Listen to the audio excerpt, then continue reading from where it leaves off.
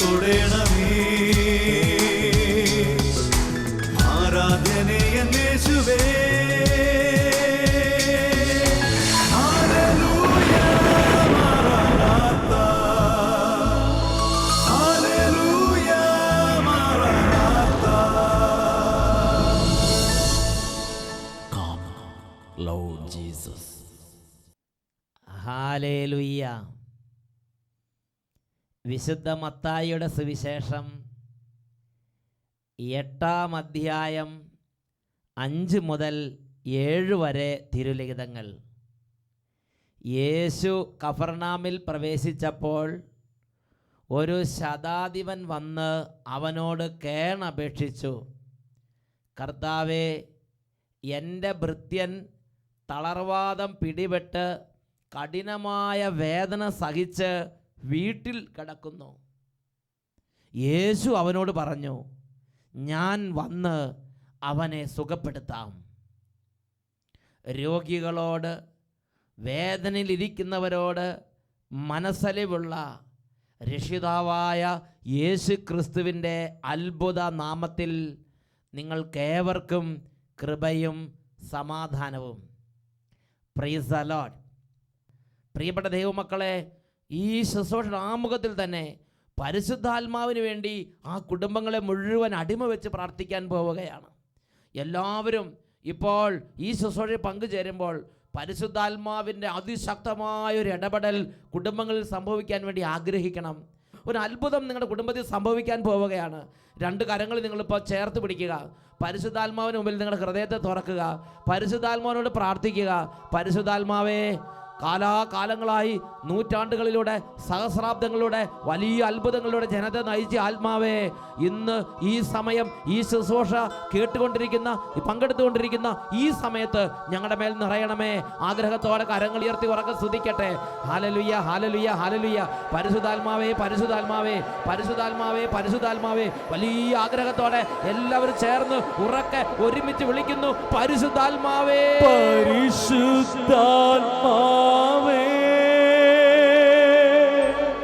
പരിശുദ്ധാത്മാവേ.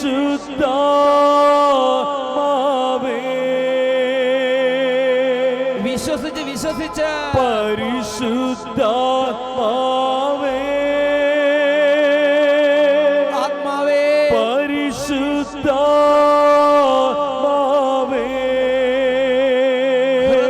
ഹൃദയം നുറുങ്ങി വിളിക്കുക, പരിശുദ്ധാത്മാവേ, പരിശുദ്ധാത്മാവേ, പരിശുദ്ധാത്മാവേ.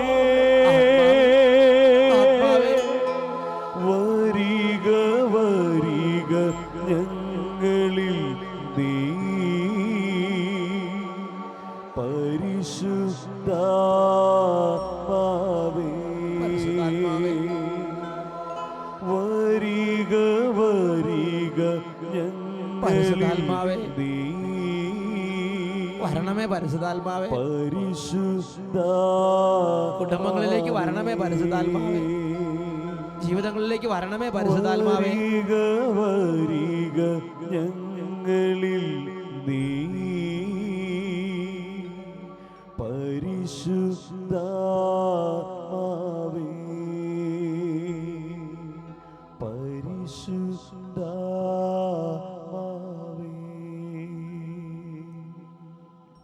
പരിശുദ്ധാത്മാവേ, എങ്ങനെയാണ് പ്രാർത്ഥിക്കേണ്ടതെന്ന് ഞങ്ങൾക്കറിയില്ല. പരിശുദ്ധാത്മാവേ, പിതാവിനെ പ്രീതിപ്പെടുത്തേണ്ട വിധം പ്രാർത്ഥിക്കേണ്ടത് എങ്ങനെയാണെന്ന് ഞങ്ങൾക്ക് അറിവില്ല. പരിശുദ്ധാത്മാവേ, പരിശുദ്ധാത്മാവേ, പാപവും വേദനയും രോഗമെല്ലാം ഉള്ളവരാണ് പരിശുദ്ധാത്മാവേ. നിരാശയുണ്ട്, എതിർചിന്തയുണ്ട്, അനുസരണക്കേടുണ്ട്. എങ്കിലും പരിശുദ്ധാത്മാവേ, വിശ്വാസികളെ നയിക്കാൻ അങ്ങേക്ക് കഴിവുണ്ട്. എന്നെ എൻ്റെ പിതാവിന് ഇഷ്ടമുള്ള വിധം നയിക്കാൻ കഴിവുണ്ട്. എൻ്റെ പ്രാർത്ഥന നയിക്കാൻ കഴിവുണ്ട്. ഓ വിശ്വാസികളെ നയിക്കുന്ന ആത്മാവേ, ഞങ്ങൾ പ്രാർത്ഥിക്കുന്നു. വിശുദ്ധിതൻ ഉറവിടമാകും പരിശുദ്ധാത്മാവേ,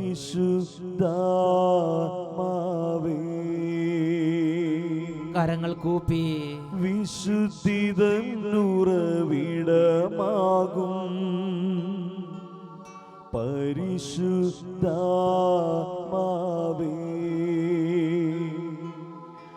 വിശ്വാസികൾ തൻ കൂട്ടായ്മയിലെ എഴുന്നള്ളിടണമേ. എഴുന്നള്ളി വരണമേ പരിശുദ്ധാത്മാവേ. എഴുന്നള്ളിടണമേ.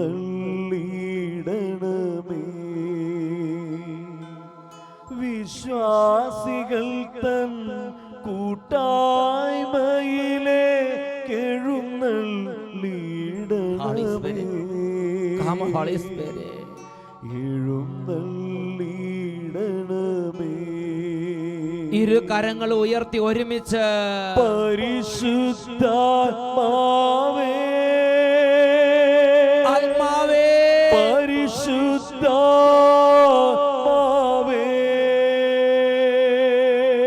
പരിശുദ്ധാത്മാവേ, പരിശുദ്ധാത്മാവേ,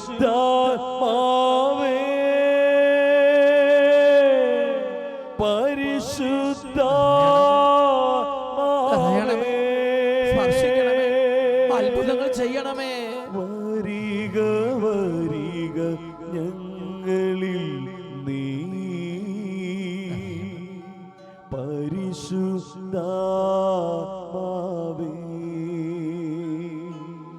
വരിക വരിക ഞങ്ങളിൽ നീ, പരിശുദ്ധാത്മാവേ,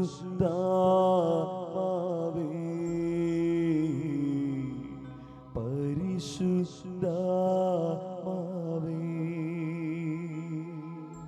പരിശുദ്ധാത്മാവേ.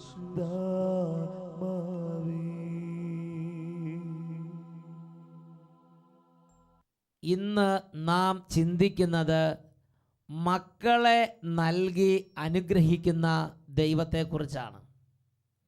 എൻ്റെ പൗരോഹിത്യ ജീവിതത്തിൽ കുഞ്ഞുങ്ങളില്ലാത്ത കുടുംബങ്ങൾക്ക് വേണ്ടി പ്രാർത്ഥിക്കാൻ എനിക്ക് പ്രേരണ നൽകിയ ഒരു വ്യക്തിയുടെ അനുഭവം നിങ്ങളുടെ ശ്രദ്ധയിലേക്ക് കൊണ്ടുവരാൻ ഞാൻ ആഗ്രഹിക്കുകയാണ്. ഇവർ കേരളത്തിലുള്ള മലപ്പുറം ജില്ലയിലെ കരുവാരുകുണ്ട് ദേശത്ത് വസിക്കുന്ന ഒരു സ്കൂൾ ടീച്ചറാണ്. എൻ്റെ പേര് സിനി. മലപ്പുറം ജില്ലയിൽ കരുവാരുകുണ്ട് ദേശത്ത് താമസിക്കുന്നു. അധ്യാപികയാണ് ഞാൻ അട്ടപ്പാടി സെഗിയോൻ ധ്യാനകേന്ദ്രത്തിൽ നിന്നുള്ള ടി വിയിലൂടെയുള്ള വചന ശുശ്രൂഷകൾ നിരന്തരം ശ്രവിക്കുന്ന ഒരു വ്യക്തിയാണ്. ഈ വചന ശുശ്രൂഷകൾ വഴി ധാരാളം അത്ഭുതങ്ങൾ സംഭവിക്കുന്നുണ്ട്. ഞാൻ ശക്തമായി പ്രാർത്ഥിച്ച ഒരു സംഭവം നിങ്ങളോട് പങ്കുവെക്കാം. ഒരു ആരാധനാ സമയത്ത് അച്ഛൻ പറഞ്ഞു, മക്കളില്ലാത്തവരെ സമർപ്പിച്ച് ഈ സന്ദർഭത്തിൽ മക്കളുണ്ടാകാൻ വേണ്ടി പ്രാർത്ഥിക്കുക. മക്കളുണ്ടാവാൻ യാതൊരു സാധ്യതയുമില്ലാത്ത 4 സുഹൃത്തുക്കളെ ആ സമയത്ത് ഞാൻ സമർപ്പിച്ച് പ്രാർത്ഥിച്ചു. ഇവർക്ക് മക്കളെ ലഭിച്ചാൽ ഞാൻ യേശുവിൻ്റെ നാമമഹത്വത്തിന് വേണ്ടി സാക്ഷ്യപ്പെടുത്താം എന്ന് നേർച്ചയും നേർന്നു. അത്ഭുതം സംഭവിച്ചു തുടങ്ങിയത് 4 പേർക്ക് വേണ്ടി പ്രാർത്ഥിച്ച എന്നിൽ തന്നെയായിരുന്നു ആദ്യം സംഭവിച്ചത്. മകൾ ജനിച്ച് 11 വർഷത്തിന് ശേഷം ദൈവം എനിക്ക് മകനെ നൽകി അനുഗ്രഹിച്ചു. ഈ സംഭവം ഞാൻ പ്രാർത്ഥിക്കുന്ന മറ്റ് 4 പേരോട് പറയുകയും ദൈവത്തിൻ്റെ അത്ഭുത ശക്തിയെ വിവരിക്കുകയും ചെയ്തു. 3 മാസത്തിന് ശേഷം എൻ്റെ കൂട്ടുകാരി, അവർക്ക് ഗർഭപാത്രത്തിൽ നീർക്കെട്ട് മൂലം ആദ്യത്തെ കുഞ്ഞ് പിറന്നതിന് ശേഷം പിന്നെ കുഞ്ഞുങ്ങൾ ഉണ്ടാകാൻ തടസ്സമായിരുന്നു. അവൾ ഗർഭിണിയായി. 2ാമത് ഒരു ആൺകുട്ടിയെ നൽകി അനുഗ്രഹിച്ചു. എൻ്റെ പോലെ തന്നെ അവർക്കും 11 വർഷത്തിന് ശേഷമാണ് 2ാമത്തെ കുട്ടിയെ ലഭിച്ചത്. ആരോഗ്യ പ്രശ്നം മൂലം പലതവണ അബോർഷനാവുന്നതിൽ വിഷമിച്ചിരുന്ന കൂടരഞ്ഞിയിൽ താമസിക്കുന്ന എൻ്റെ സുഹൃത്തിന് 3 വർഷത്തിന് ശേഷം ദൈവം ഒരു കുട്ടിയെ നൽകി അനുഗ്രഹിച്ചു. ഇപ്പോൾ 1 വയസ്സ് തികയുന്നു. 3 മാസം കഴിഞ്ഞപ്പോൾ അടുത്ത സുഹൃത്തിൻ്റെ ഫോൺ വന്നു. അധ്യാപകരായ അവർക്ക് 4 വർഷത്തിന് ശേഷം ഒരു ആൺകുട്ടിയെ നൽകി കർത്താവ് അനുഗ്രഹിച്ചു. അഭിഷേകാഗ്നിയിൽ പ്രാർത്ഥിച്ചതിൻ്റെ 1, 2, 3 മാസത്തെ വ്യത്യാസത്തിലാണ് ഓരോരുത്തരും ഗർഭിണിയായത്. അത്ഭുതങ്ങൾ 4ൽ 3ലും സംഭവിച്ചിട്ടും, ആവശ്യപ്പെടാതെ തന്നെ എൻ്റെ ജീവിതത്തിൽ അത്ഭുതം സംഭവിച്ചിട്ടും 4ാമത്തെ വ്യക്തിയിൽ ഈ ഒരു അത്ഭുതം സാധ്യമല്ല എന്ന് എനിക്കറിയാമായിരുന്നു. അതുകൊണ്ട് തന്നെ എൻ്റെ നേർച്ച പൂർത്തിയാക്കാൻ ഞാൻ സാക്ഷ്യപ്പെടുത്തേണ്ടി വരികയില്ല എന്ന് ഞാൻ കരുതിയിരുന്നു. പക്ഷേ മനുഷ്യനും അവൻ്റെ ചിന്തകൾക്കും ചികിത്സകൾക്കുപരിയാണ് ദൈവത്തിൻ്റെ ശക്തിയെന്ന് എന്നെ ഉറപ്പിച്ച് ബോധ്യപ്പെടുത്തുന്നതായിരുന്നു അടുത്ത സംഭവം. നീണ്ട 16 വർഷക്കാലം ലക്ഷങ്ങൾ മുടക്കി ചികിത്സയും വഴിപാടുമായി കഴിഞ്ഞ് ഒടുവിൽ എല്ലാ ശ്രമങ്ങളും ഉപേക്ഷിച്ച പ്രിയ കൂട്ടുകാരി, അവളുടെ ഭർത്താവിന് പെട്ടെന്ന് കരൾ സംബന്ധമായ അസുഖം പിടിച്ചു. ദിവസങ്ങൾ എണ്ണിക്കഴിഞ്ഞ ഭർത്താവിന് തൻ്റെ കരളിൻ്റെ ഒരു ഭാഗം ദാനം ചെയ്യാൻ അവൾ തീരുമാനിച്ചു. മാതൃഭൂമി ആഴ്ചപ്പതിവിൽ റിപ്പോർട്ട് വന്നൊരു വിഷയമാണിത്. 25 ലക്ഷത്തോളം മുടക്കി ലിവർ ട്രാൻസ്പ്ലാന്റേഷൻ നടത്തി. ഇനിയൊരു ജീവിതമില്ലെന്ന് ഉറച്ച് വിശ്വസിച്ചാണ് അദ്ദേഹം ഓപ്പറേഷന് വിധേയമായത്. അവളുടെ ഭാവി കാര്യങ്ങളെല്ലാം എഴുതി വെച്ചിട്ടാണ് അദ്ദേഹം ഓപ്പറേഷന് പോയത്. ഓപ്പറേഷൻ്റെ ദിവസങ്ങളിലും അതിനു മുമ്പ് ശേഷവും ഞാൻ അവരെ വിളിച്ച് ഫോണിൽ പ്രാർത്ഥിച്ചുകൊണ്ടിരുന്നു. ദൈവത്തിൻ്റെ പദ്ധതിക്ക് കാത്തിരിക്കാമെന്ന് ഞങ്ങൾ അങ്ങോട്ടും ഇങ്ങോട്ടും പറഞ്ഞുകൊണ്ടിരുന്നു. ദൈവത്തിൻ്റെ ശക്തി മനുഷ്യൻ്റെ ചിന്തകൾക്കും പ്രവൃത്തികൾക്കും അതീതമാണെന്ന് ഞാൻ ഉറച്ച് വിശ്വസിച്ചു. കാരണം ഓപ്പറേഷൻ കഴിഞ്ഞ് കൃത്യം 3 മാസത്തിന് ശേഷം അവൾ ഇതാ ഗർഭിണിയായി. ട്രീറ്റ്മെൻറ്റുകളും ടെസ്റ്റുകളും മരുന്നുകളും മാനസിക ഭാരം എല്ലാം നിമിത്തം ഇനി ഒരു കുഞ്ഞിനെ താങ്ങാൻ അവൾക്ക് കഴിവുണ്ടോ എന്ന് എല്ലാവരും സംശയിച്ചു. എന്നാൽ നല്ല ആരോഗ്യമുള്ള ആൺകുഞ്ഞിനെ കൊടുത്ത് കർത്താവ് അനുഗ്രഹിച്ചു. വചന ശുശ്രൂഷയിൽ കൊരുത്ത 5 മക്കളും ഇന്ന് 1.5 വയസ്സ് പ്രായമെത്തി സുഖമായിരിക്കുന്നു. ഹല്ലേലൂയ! കർത്താവിന് 1000 സ്തുതി മഹത്വം അവർ അർപ്പിക്കുകയാണ്. പ്രിയപ്പെട്ട ദൈവമക്കളെ, മക്കളില്ലാത്ത കുടുംബങ്ങൾക്ക് വേണ്ടി പ്രാർത്ഥിക്കുന്നത് നല്ല കാര്യമാണ്. നോക്ക് ഇവരുടെ അനുഭവം. ഇതിന് ബൈബിളിലും അടിസ്ഥാനമുണ്ട്. ഉൽപ്പത്തിയുടെ പുസ്തകത്തിൽ 25-ാം അധ്യായം, അവിടെ 20 മുതൽ 26 വരെ തിരുലിഖിതങ്ങൾ. അബ്രാഹത്തിൻ്റെ മകനായ ഇസഹാക്കിൻ്റെ ജീവിതത്തിലെ ഒരു അനുഭവമാണ് അവിടെ രേഖപ്പെടുത്തപ്പെട്ടിരിക്കുന്നത്. ഇസഹാക്ക് കല്യാണം കഴിഞ്ഞിട്ട് 20 വർഷങ്ങൾക്ക് ശേഷമാണ് ഇസഹാക്കിന് കുട്ടിയെ ലഭിക്കുന്നത്. പ്രിയപ്പെട്ട സഹോദരങ്ങളെ, അബ്രാഹത്തിൻ്റെ കുടുംബം അല്ലെങ്കിൽ ഇസ്ഹാക്കിൻ്റെ കുടുംബം അത് ദോഷമുള്ള കുടുംബമായിരുന്നോ? എന്തെങ്കിലും കഠിനമായ ശാപമോ പാപമോ തകർച്ചയോ പാരമ്പര്യ ബന്ധനങ്ങളോ ഉള്ള കുടുംബമായിരുന്നു എന്ന് വിചാരിക്കുന്നുവോ? പ്രിയപ്പെട്ട ദൈവമക്കളെ, വിശ്വാസികളുടെ പിതാവായി ദൈവം തെരഞ്ഞെടുത്ത് അനുഗ്രഹത്തിൻ്റെ നിറകുടമാക്കിയ ഒരു കുടുംബമാണ് അബ്രാഹത്തിൻ്റെ കുടുംബം. ആ കുടുംബത്തിൽ ദൈവം അത്ഭുതകരമായി ഇടപെട്ട് നൽകിയ അത്ഭുത ശിശുവാണ് ഇസഹാക്ക്. ആ അത്ഭുത ശിശു ദൈവം സ്വർഗത്തിൽ നിന്ന് ഇറക്കിയ ആ മനുഷ്യൻ, അതാണ് ഇസഹാക്ക്. സാറായുടെ വാർദ്ധക്യത്തിൽ അബ്രാഹത്തിൻ്റെ ശരീരം മൃതപ്രായമായപ്പോൾ, സാറയുടെ ഉദരം വന്ധ്യമായപ്പോൾ ദൈവത്തിൻ്റെ അത്ഭുതം കൊണ്ട് സംഭവിച്ച അത്ഭുത മനുഷ്യനാണ് ഇസഹാക്ക്. ആ ഇസഹാക്കിൻ്റെ ജീവിത സ്ഥിതിയാണ് പറയണത്. കല്യാണം കഴിച്ചിട്ട് മക്കളുണ്ടാകണില്ല. 40-ാമത്തെ വയസ്സിൽ കല്യാണം കഴിച്ചു. 60 വയസ്സായപ്പോഴാണ് ഒരു കുട്ടി ജനിക്കുന്നത്. 20 വർഷക്കാലം ഇസഹാക്ക് ഒരു കുഞ്ഞിന് വേണ്ടി കരഞ്ഞ് പ്രാർത്ഥിച്ചു. ഉൽപ്പത്തിയുടെ പുസ്തകത്തിൽ 25-ാം അധ്യായത്തിൽ 20-ാമത്തെ വാക്യം, ഇസഹാക്കിന് 40 വയസ്സുള്ളപ്പോൾ അവൻ റെബേക്കായെ ഭാര്യയായി സ്വീകരിച്ചു. അവൾ പാതാൻ ആരാമിലുള്ള ബെത്തുവേലിൻ്റെ പുത്രിയും ലാബാൻ്റെ സഹോദരിയുമായിരുന്നു. അവർ അരമായരായിരുന്നു. 21-ാമത്തെ വാക്യത്തിൽ എന്താണ് ഇസഹാക്ക് റെബേക്കയ്ക്ക് വേണ്ടി ചെയ്തത്? ഒരു കുഞ്ഞില്ലായിരുന്ന സമയത്ത് ഇസഹാക്ക് എന്താണ് ചെയ്തത് എന്ന് രേഖപ്പെടുത്തിയിട്ടുണ്ട്.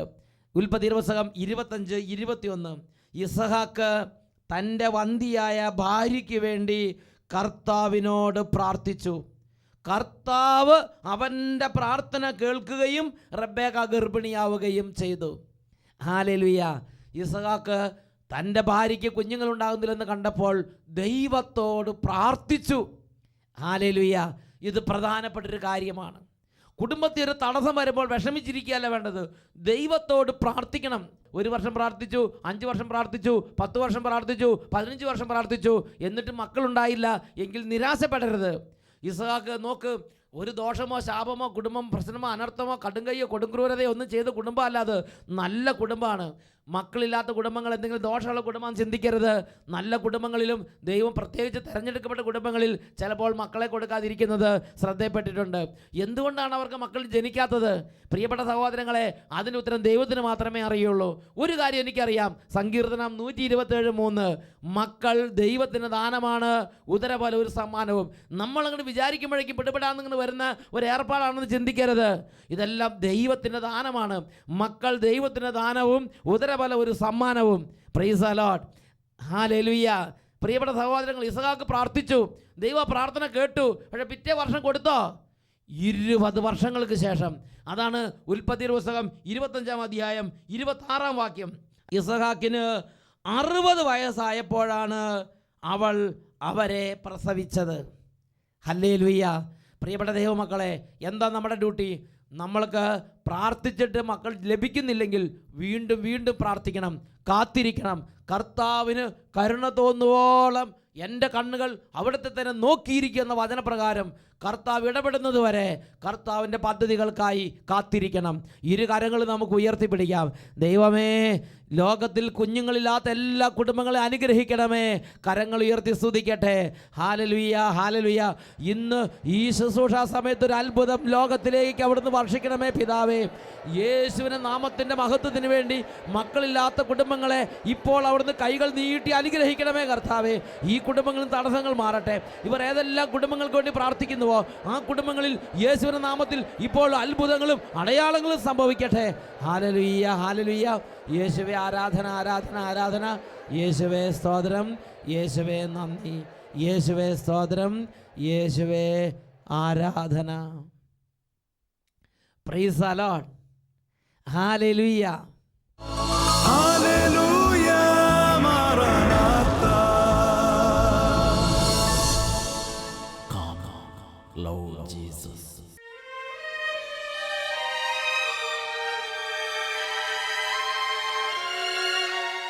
സങ്കീർത്തന പുസ്തകത്തിൽ 76-ാം സങ്കീർത്തനം 6-ാമത്തെ തിരുലിഖിതം. യാക്കോബിൻ്റെ ദൈവമേ, അവിടുന്ന് ശാസിച്ചപ്പോൾ കുതിരയും കുതിരക്കാരനും നടുങ്ങി നിലംപതിച്ചു. സങ്കീർത്തനം 29:7. കർത്താവിൻ്റെ സ്വരം അഗ്നിജ്വാലകൾ പുറപ്പെടുവിക്കുന്നു. സങ്കീർത്തനം 65:7. തിരമാലകളുടെ അലർച്ചയും സമുദ്രങ്ങളുടെ മുഴക്കവും ജനതകളുടെ കലഹവും അവിടുന്ന് ശമിപ്പിക്കുന്നു. ഓ ദൈവമേ, ഈ നിമിഷങ്ങളിൽ ഞങ്ങൾക്ക് വേണ്ടി ചിന്തപ്പെട്ട യേശുവിൻ്റെ രക്തത്തിൻ്റെ അത്ഭുതമായ ഒരു ശക്തി ഇപ്പോൾ ഈ സമൂഹത്തിലേക്ക് വ്യാപരിക്കട്ടെ. ഹല്ലേലൂയ, ഹല്ലേലൂയ, ഹല്ലേലൂയ, ഹല്ലേലൂയ. രക്തക്കോട്ട, തിരുരക്തക്കോട്ട, രക്തക്കോട്ട എനിക്ക് ചുറ്റും പടുത്തുയർത്തണമേ. ശക്തന്മാരാ ദൂതന്മാരെ എനിക്ക് ചുറ്റും കാവലിനായി നൽകിയിടണമേ. രക്തക്കോട്ട, തിരുരക്തക്കോട്ട, രക്തക്കോട്ട എനിക്ക് ചുറ്റും പടുത്തുയർത്തണമേ. ശക്തന്മാരാ ദൂതന്മാരെ എനിക്ക് ചുറ്റും കാവലിനായി നൽകിയിടണമേ. രക്തം, രക്തം, യേശുവിൻ രക്തം മോചനമേകും. യേശുവിൻ രക്തം, രക്തം, രക്തം, തിരുരക്തം, യേശുവിൻ രക്തം മോചനമേകും. യേശുവിൻ രക്തം. യേശുവേ, അങ്ങയുടെ അത്ഭുത രക്തം രോഗികളിലേക്ക്, ക്ഷീണിതരിലേക്ക് ഇപ്പോൾ വ്യാപരിക്കട്ടെ. രോഗം മാറട്ടെ, തീരാവ്യാധികൾ നീങ്ങട്ടെ. രോഗം മാറട്ടെ, തീരാവ്യാധികൾ നീങ്ങട്ടെ. വിടുതൽ, വിടുതൽ. സൗഖ്യത്തിൻ ശക്തി എന്റെ ദേഹി നിറയട്ടെ. സൗഖ്യത്തിൻ ശക്തി എന്റെ ദേഹി നിറയട്ടെ. കരങ്ങളടിച്ച്. രോഗം മാറട്ടെ, തീരാവ്യാധികൾ നീങ്ങട്ടെ. രോഗം മാറട്ടെ, തീരാവ്യാധികൾ നീങ്ങട്ടെ. സൗഖ്യത്തിൻ ശക്തി എന്റെ ദേഹി നിറയട്ടെ. സൗഖ്യത്തിൻ ശക്തി എന്റെ ദേഹി നിറയട്ടെ. രക്തം, രക്തം, യേശുവിൻ രക്തം മോചനമേകും. യേശുവിൻ രക്തം, വിടുതൽ, വിടുതൽ. രക്തം, രക്തം, യേശുവിൻ രക്തം മോചനമേകും. യേശുവിൻ രക്തം, യേശുവിൻ രക്തം, യേശുവിൻ രക്തം.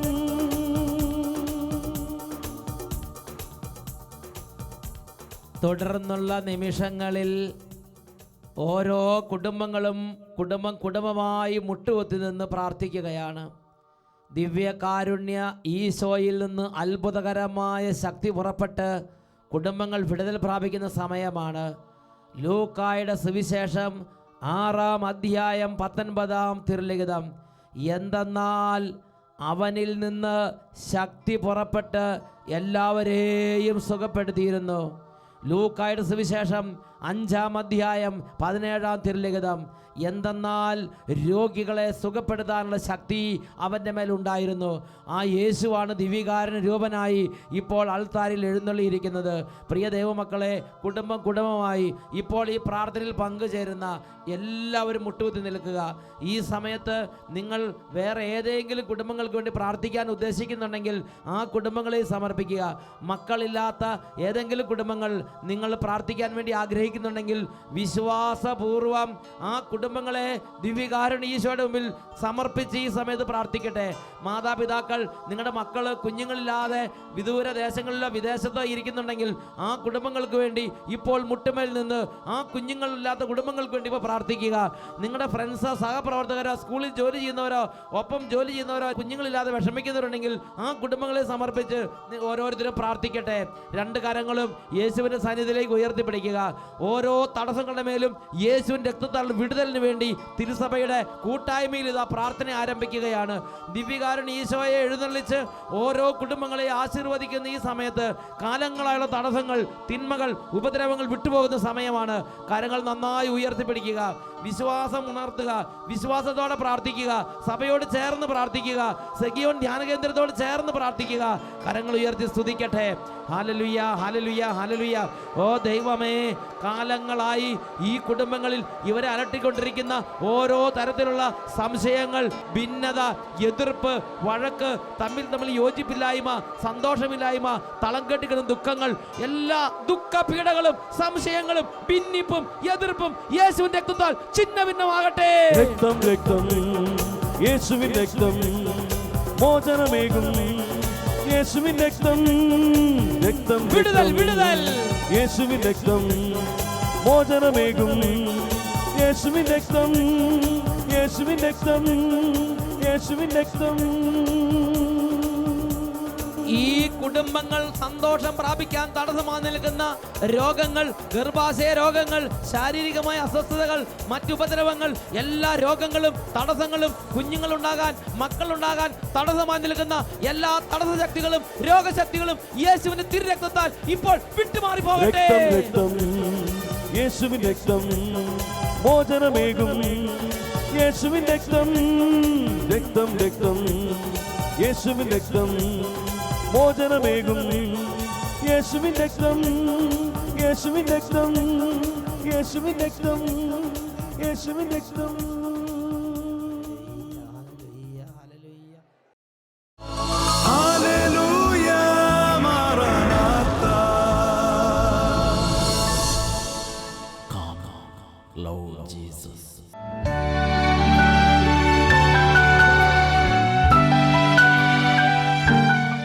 എൻ്റെ പേര് സജി, ഭാര്യയുടെ പേര് സിജി.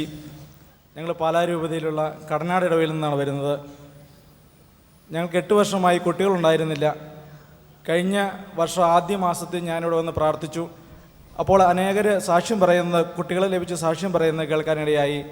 അപ്പോൾ ഞാനും വീട്ടിൽ ചെന്ന് എൻ്റെ ജീവിത പങ്കാളിയോട് പറയുകയും ജീവിത പങ്കാളിയെ കൂട്ടി അടുത്ത ജൂൺ മാസത്തിൽ വന്ന് പ്രാർത്ഥിക്കുകയും ചെയ്തു. 2 മാസം ഞങ്ങൾ വന്ന് പ്രാർത്ഥിച്ചു. 3-ാമത്തെ മാസമായപ്പോഴത്തേനും ഭാര്യ പ്രഗ്നൻ്റ് ആകുകയും ദൈവം ഞങ്ങൾക്കൊരു ആൺകുഞ്ഞിനെ തന്ന് അനുഗ്രഹിക്കുകയും ചെയ്തു. Hallelujah, hallelujah. അപ്പോസ്തല പ്രവർത്തനത്തിൽ 4-ാമത്തെ അധ്യായത്തിൽ 30-31 തിരുലിഖിതങ്ങൾ അവിടുത്തെ പരിശുദ്ധദാസനായ യേശുവിന്റെ നാമത്തിൽ അത്ഭുതങ്ങളും അടയാളങ്ങളും രോഗശാന്തികളും സംഭവിക്കുന്നതിനായി അവിടുത്തെ കൈകൾ നീട്ടണമേ. യേശു ജീവിക്കുന്നു, യേശു ജീവിക്കുന്നു, എൻ്റെ യേശു ജീവിക്കുന്നു. അത്ഭുതങ്ങളാലും അടയാളങ്ങളാലും യേശു പ്രവർത്തിക്കുന്നു. കരങ്ങൾ ഉയർത്തിയടിച്ച് ജീവിക്കുന്നു, യേശു ജീവിക്കുന്നു, എൻ്റെ യേശു ജീവിക്കുന്നു. അത്ഭുതങ്ങളാലും അടയാളങ്ങളാലും യേശു പ്രവർത്തിക്കുന്നു.